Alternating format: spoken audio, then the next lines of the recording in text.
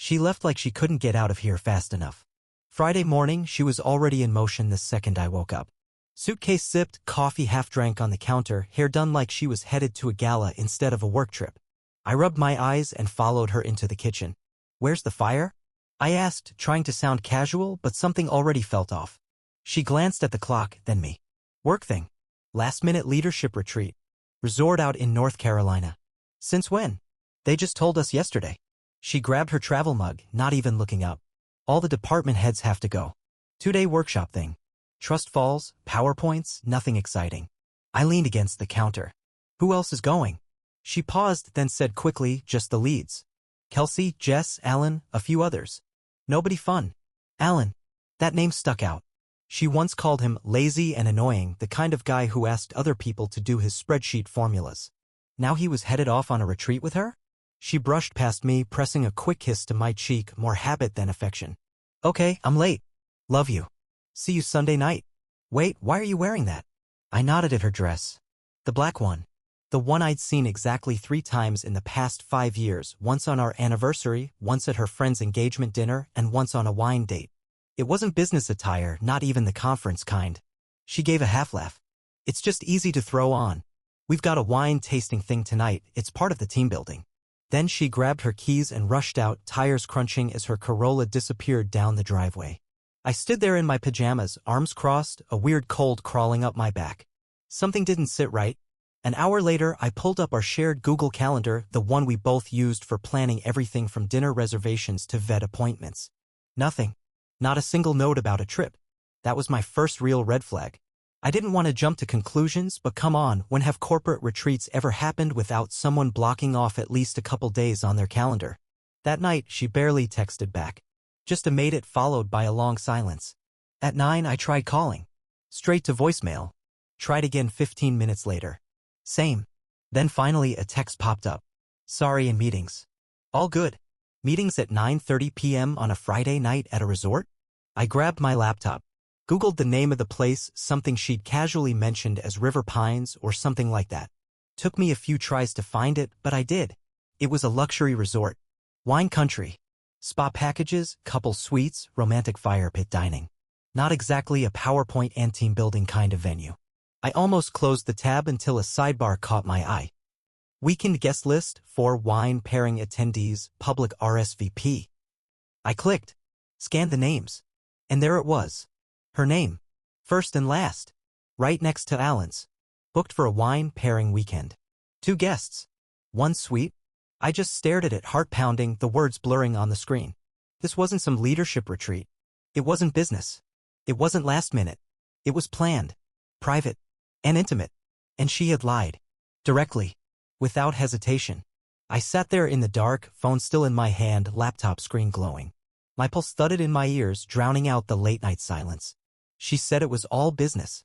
But now I couldn't unsee it, her in that dress, her rushed goodbye, the fake smiles, the voicemail silence. Something was happening.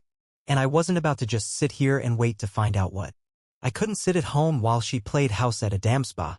After finding their names on the guest list, I sat there for another hour, rereading it like maybe it would disappear. Like maybe there was another Kelsey and Alan who just happened to share the same company and same initials. But the email she used for the booking? It was hers. I started digging. First, I looked up the resort again, this time with fresh eyes.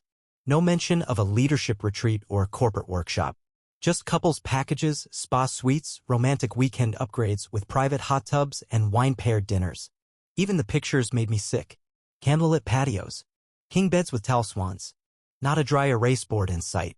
I clicked on the massage services tab. Just curiosity, I told myself. Until I saw the option, couples deep tissue, $290. The same charge I saw last week on our credit card. I logged into our shared account. Filtered by her card. There it was right there. River Pines Resort, couples massage, $290. Private wine dinner, $150. My throat went dry. She hadn't even bothered to hide it. It was all right there, like she figured I'd never look. Or maybe like she didn't care if I did. That was enough. I picked up my phone and texted my cousin Drew. He lived just 40 minutes from the resort, and more importantly, he owed me. Years ago, I helped him out of a rough spot with a bad lease and a worse landlord. He said if I ever needed anything, and I mean anything, he'd be there. So I cashed in. Me, you free this weekend? Drew, what's up? Me, flying in tomorrow. Need a ride from the airport. It's about your cousin-in-law. He called me immediately. Didn't even wait for details. You want backup or just wheels? He asked. Both, I said. She's not alone at that resort. There was a pause, then he said, want me to bring her ex with us? I blinked. Wait, what? You remember Mark, right? Her ex from college? He still follows me on Instagram. We grab beers sometimes when he's in town. I had to sit down. Okay, and why the hell would he come? He told me last year she DM'd him. Drunk. Random. Nothing came of it, but she definitely reached out. He never told you because he figured she was just venting or whatever. But now? I think he'd love to see how this unfolds. I didn't respond right away. I was still reeling from the fact that my wife, the woman who couldn't be bothered to text me back, had apparently been sliding into her ex's messages months ago. You serious? I finally asked. I'm already on it, Drew said. We'll pick you up tomorrow. Terminal B. Yeah, I muttered, rubbing my temples. Terminal B. After we hung up, I sat there on the couch, the house so quiet I could hear the fridge humming. I looked around at the framed photos on the wall, the notes stuck to the fridge, her shoes by the door. How long had this been building? I started replaying little things, flashes that didn't feel like anything before, but now felt like clues. Last month, when I picked her up late from work, I saw her in the parking lot. She was laughing at something Alan said. It looked innocent at the time, two coworkers killing time. But the way she touched his arm for a second too long? The way she didn't notice me right away? I let it go then. Didn't want to seem paranoid. But now I knew. This wasn't a mistake. It wasn't a misunderstanding. She planned this. She lied. And she smiled while doing it. The worst part? I wasn't even mad yet. Not really. I was calm. Too calm. Like the kind of calm that comes when you've already decided the moment you're going to drop the hammer and just need to get there. Tomorrow, I'd be on a plane. And by tomorrow night, she'd never forget it. I landed around 11 on Saturday morning, still running on caffeine and adrenaline. My carry-on bag bounced against my leg as I made my way outside the terminal. I scanned the curb for Drew's beat-up silver truck. There it was, idling by the loading zone. He popped the passenger door open and gave me a quick nod. You ready for this? I climbed in, barely answering before my eyes flicked to the back seat. Mark. I hadn't seen him in years, maybe once in passing at a friend's barbecue before I ever even dated her. Now here he was, sitting back with sunglasses on, legs crossed, like we were about to prank someone on a reality show. Appreciate you coming, I said, eyes still narrowing. He took off his sunglasses and gave a crooked smile. Hey, if she wants to DM her ex while playing house with Alan, I figured I'd return the favor. Plus, I want to see her face when she opens that door. I stared at him for a long second. You too? No. Nothing happened, he said quickly. She messaged me last summer. Said she missed how simple things used to be. Drunk typing, all lowercase, no punctuation. I told her she should probably talk to her husband. I nodded once. I believed him. Drew pulled onto the highway. River Pines is about 40 minutes. You want to stop anywhere first? Nope, I said. I want to catch them before room service clears the wine glasses. The drive passed in silence for the most part. Drew hummed along to some old rock station and Mark just stared out the window. My stomach twisted tighter with every mile, but I didn't let it show. I had already decided there wasn't going to be yelling. Just truth. Let her lie with that. We pulled up to the resort just after noon. It looked even more romantic in person, all ivy-covered walls and stone paths, like the kind of place you go to celebrate a wedding anniversary, not fake a corporate seminar. The lobby was full of couples, women in flowy dresses, men in polos and boat shoes. A soft piano track played overhead. I walked straight up to the front desk. Hi, I'm looking for a guest, I said, keeping my voice polite. The woman behind the counter smiled. Sure, name. Kelsey Simmons. She should be here with an Alan Chambers. She clicked around for a moment, then gave me a small nod. Yes, they're in room 248. I can ring the room for you. Go ahead. She picked up the phone, dialed, waited. No answer, she said. Would you like me to leave a message? No, I'll head up. Thanks. Mark and Drew followed me toward the elevator. No one spoke. The ride up was silent except for the ding as we passed each floor. Second floor. Room 248 was halfway down the hall. I knocked. It wasn't loud or aggressive. Just a firm knock. 3 seconds passed. Then 5. I heard movement. Footsteps. Then the latch unclicked. The door opened. She was standing there in a white robe, glass of wine in hand. Her hair was a little messy, like she'd just stepped out of a nap. Or maybe something else. For a moment, she didn't even register it was me. Then she blinked. Her mouth parted. Wait! Behind her, Alan appeared, shirtless, holding what looked like a room service tray. He froze like someone caught on a hidden camera. I didn't yell. I didn't even look at him. I looked at her. Guess this isn't exactly a leadership seminar. Huh? Her mouth moved but no words came out. She looked from me to Drew to Mark and back again. Her voice finally stumbled out. This isn't what it looks like. Alan stepped backward like a roach under a flashlight. Mark smiled and leaned on the doorframe. Still think about me when you drink? Her face turned red. She slammed the door without another word. The tray clattered on the other side. The hallway was dead silent. Then a door down the hall creaked open. A couple, mid-50s probably, peeked out. The man clapped once. Then again. The woman joined him. A soft little sarcastic clap, like they were watching a theater show wrap up. I nodded at them. You guys have a good weekend, I said. Then I turned and walked away. No screaming. No confrontation. Just the look on her face. That shocked, frozen expression. Burned into my memory forever. Sometimes silence hits harder than anything you could ever yell. Back at the front desk, I slid the couple's massage reservation confirmation across the counter. Hi again, I said to the same woman who had checked the room for me earlier. I'd like to cancel this. She glanced at it, recognized the name. Certainly. And the refund should go back to... No refund needed, I interrupted. Just make sure Alan Chambers gets the final bill. She blinked, then nodded slowly. Will do. As I turned to leave, Drew pulled out his phone, already typing. What are you doing? I asked. He didn't answer, just grinned and said, snapping a pic of that hallway moment. For posterity. 10 minutes later, I was back in his truck, sitting shotgun while Mark sat behind us humming something tuneless. My phone buzzed. Drew sent it to her work group chat, the one with like 8 of them in it, including her boss. I didn't reply, just stared out the window as we pulled away from the resort. 20 minutes later, still on the road, the calls started. Her name lit up my screen. Decline. A minute later again. Decline. Third time straight to voicemail. Then a text. I'm so sorry. Please let me explain. Another one. You don't understand. It wasn't serious. It was a mistake. Then one more. I didn't mean for it to happen like this. Please, talk to me. I blocked her. Then I turned off the sound and stared out the window again. We reached the airport around 2. I shook Drew's hand. Mark just smirked and nodded like we were old war buddies. You got balls, man, he said. Respect. On the plane ride home, I didn't cry, didn't fume. I just replayed the last few hours like a security cam reel. The robe, the wine glass, Alan with no shirt, her face, pale and panicked. That was real. That was truth. When I landed, I turned my phone back on. Missed calls. 8 from her. 1 from her sister. Voicemail.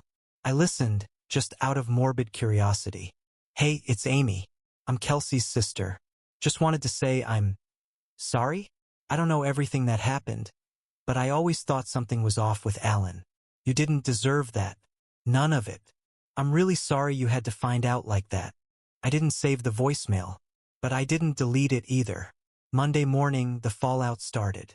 A friend of mine who worked in HR at her company texted me, was this about your wife? Because HR just started a formal review. Alan's married too. Companies in panic mode. Apparently, gossip moves fast in corporate Slack threads. By the afternoon, someone had already found Alan's Facebook. His wife had posted a black screen with the words, "Some people show their true colors in a robe and a glass of wine." The comments were brutal. His profile went private an hour later. I didn't do anything. I didn't say a word publicly. But in my head, I kept circling back to one thought. I didn't ruin her life. She just handed me the match. And all I did was light it. I met with a lawyer first thing Tuesday morning. She was sharp, no nonsense. Exactly what I needed. I brought everything, screenshots of the resort guest list, photos from the hotel hallway, credit card statements with charges for a couple's massage and a private wine dinner. Open and shut infidelity, she said after 20 minutes of reviewing the files. Honestly, it's clean. Emotionally messy, sure, but legally? Very clean. She had the papers drafted by Thursday. That same day, Kelsey texted me again from a new number. Can we talk? Please. Just once. We owe each other that. I replied. Talk to the judge. That was the last time I wrote to her. On Friday, while she was at her parents' place probably trying to spin the story, I went home and cleared out my side of the closet. Took my tools, my clothes, my photos. Left the big stuff. I didn't want it. I placed my wedding ring on the kitchen counter with a note folded underneath it. Use this to pay for your next getaway. Then I left. We didn't fight over much. My lawyer saw to that. Thanks to the receipts and the timing of everything, she had no leverage.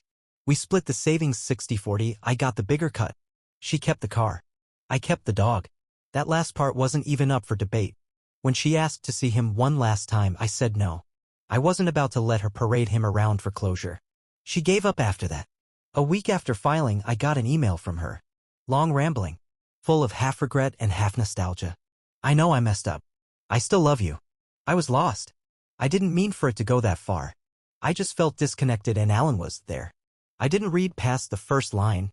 Clicked archive and that was that. Funny how she thought I'd wait around and forgive her just because I used to love her. I wasn't the same man who stood in the kitchen watching her lie about a work trip.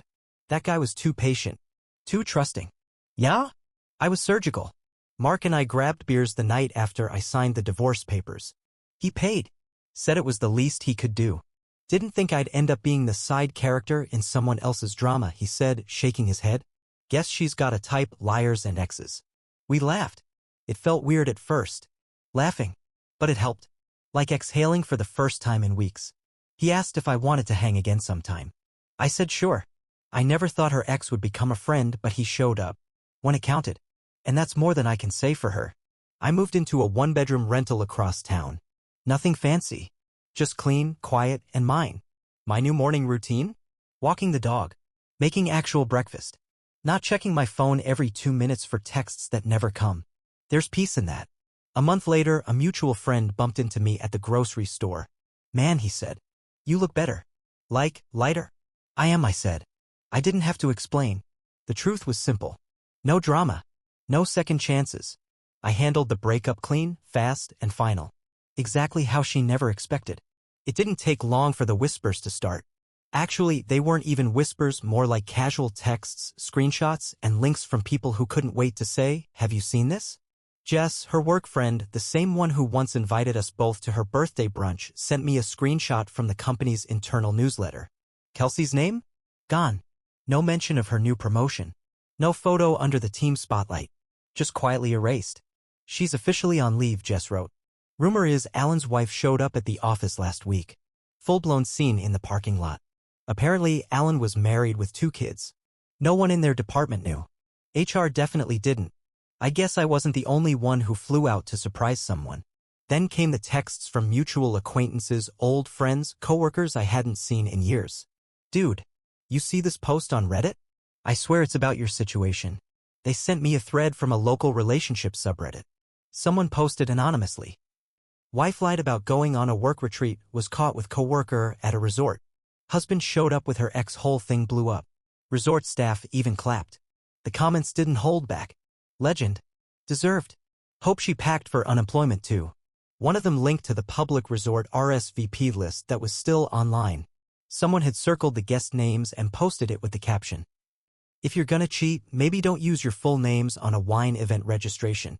That made me laugh harder than I expected. It spread fast. I didn't post anything myself, but people put it together. She had coworkers on Facebook. Mutual friends on Instagram. Nobody kept quiet. I ran into one of her old friends at Target, Claire, I think her name was. She used to come over for movie nights. Always brought wine, always stayed too late.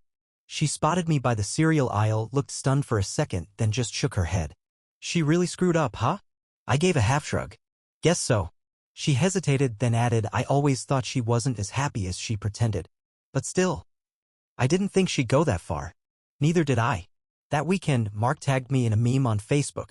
Just a photo of a hotel door cracked open with the caption, "When you catch your girl on a wine weekend that wasn't on the company calendar."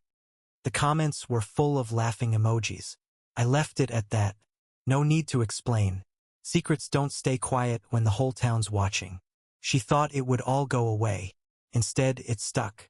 The story kept traveling, screenshot by screenshot, whispered at break-room coffee machines and over drinks at neighborhood bars. Then came the message that knocked me sideways. A text from her parents. Her mom, specifically. "I'm sorry. We had no idea. If you ever want to talk, our door is open. And if you're not doing anything for Thanksgiving, we'd love to have you." I stared at it for a long time. Funny how betrayal gets lonely real quick. And funny how even her parents could see what she never did. That some damage can't be walked back. Not when everyone's watching. I sold the house 3 weeks after the divorce finalized. Didn't make a big deal about it. Just listed it, packed up the essentials, and signed the paperwork with a pen that felt way too light for what it meant. The house wasn't home anymore. It was just a place where lies sat in the corners and memories turned sour every time I looked at them too long. I moved out near my brother's place in Virginia. Quiet neighborhood, mostly families and retirees. Got a decent deal on a rental with a fenced-in backyard and a porch that gets good afternoon light. I started managing a warehouse full-time. Nothing glamorous. Just boxes, schedules, forklifts. But it's mine. Nobody lies to me there. No drama, no pretending. The dog adjusted fast. He likes the new trails. We walk them every morning before sunrise. Just the two of us and the sound of gravel under our steps. He doesn't care about anything except squirrels and snacks. And I admire that. Sometimes on those walks, the memory hits me. That moment at the resort door. Her face when she saw me. Alan shirtless, fumbling with the tray behind her. Mark smirking like he already knew how it would end. It's strange. How one scene can change everything. I used to play it over in my head, wondering if I missed a chance to say something better, hit her with some clever line. But now, I don't need to. That silence I left her with, it said everything. She texted me last week. Another new number. I almost ignored it until the preview lit up across my screen. "I still love you." That's all it said. No apology. No explanation. Just that one sentence like it was supposed to undo everything. I didn't reply. Because here's the thing. You only get to lie once and still have a future with me. After that, you're a memory. Drew came down last weekend. We grilled burgers and drank beers out on the porch. He brought up the resort again and cracked some joke about how he should have charged admission for that hallway moment. Mark still checks in every couple of weeks. He's seeing someone new now. A nurse, I think. He's calmer these days. Happier. We grab drinks every now and then. Sometimes we don't even talk about her. Just life, work, music. Real things. Funny how her ex turned out to be a better friend than she ever was to either of us. I thought healing would take longer. I thought I'd be bitter forever. But no. The anger faded quicker than I expected. Because when someone shows you who they are, really shows you, and you choose to walk away instead of sync with them, that's not bitterness. That's freedom. So now I wake up early, make real breakfasts, listen to old records, walk the dog, stack boxes, laugh with coworkers, breathe without waiting for the next lie to drop. I didn't just get out. I moved on. And I left her exactly where she belongs. Behind me,